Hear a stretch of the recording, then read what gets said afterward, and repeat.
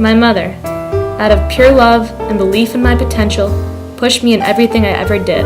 She constantly forced me to ask more of myself, but without giving much positive feedback. She only wanted me to reach my potential, enabling me to have as many opportunities as possible. But the hand at my back that was intended to push me forward and catch me if I fell no longer felt supportive. In my head, the message became warped. You could be great. I had to be great. You could do better. I was inadequate. Nothing I did ever seemed good enough to earn me the affirmation I felt I needed. My mother and a lifetime of sport taught me that strength was always there if I had the courage and mental fortitude to reach for it. Failure and weakness were unacceptable. I became a firm believer that a person could handle anything if they were strong enough. My strength was tested when my brother became chronically ill when in high school. I watched as my full-of-life, jokester brother had chunks of his life and personality torn from him, and he became too sick and worried to laugh. My family became consumed with the quest of getting him diagnosed and healthy. I watched as years of helpless worry and sleepless nights carved lines into the faces of my devoted parents. The emotional burden weighed heavily on all of us.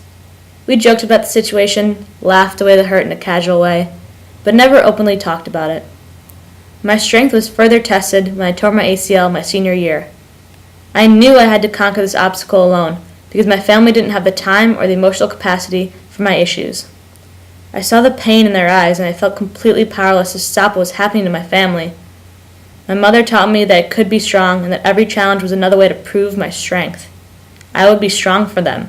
If I couldn't stop the hurt, I would at least prevent myself from adding to it. I began to see people differently. I recognized that just like my family, everyone had their own hardships and silent struggles. I decided to spare them from my issues. If talking about my problems won't solve them, why force them onto others? I pulled away from those close to me. I smiled and joked, but shied away from emotional reveal, determined to keep my own imperfections and problems to myself. Struggling was weakness. Weakness was failure. And failure was simply unacceptable. With no method for release, the storm inside my heart grew.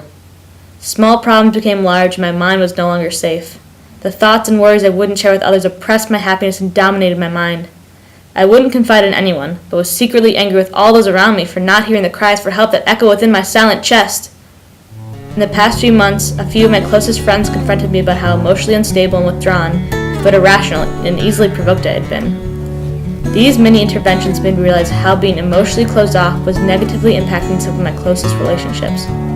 Nearing emotional breakdown, I began my work at LEAP. I was confronted with a revolutionary yet simple idea of a check-in question, where you are asked how you are feeling. This forced me to actually assess and confront my current state and not pretend I was fine. This quickly progressed to journaling and sharing things about myself that I never thought I could share. Girls Leap made me actually believe that it's okay to not be perfect and happy all the time. I am human.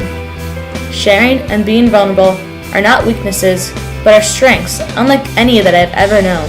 My journey to become open again after spending so many years closing myself off is not an easy or a quick one. But each time I share, I feel the pressure inside me release and the breaths come easier. My journey continues, one breath at a time.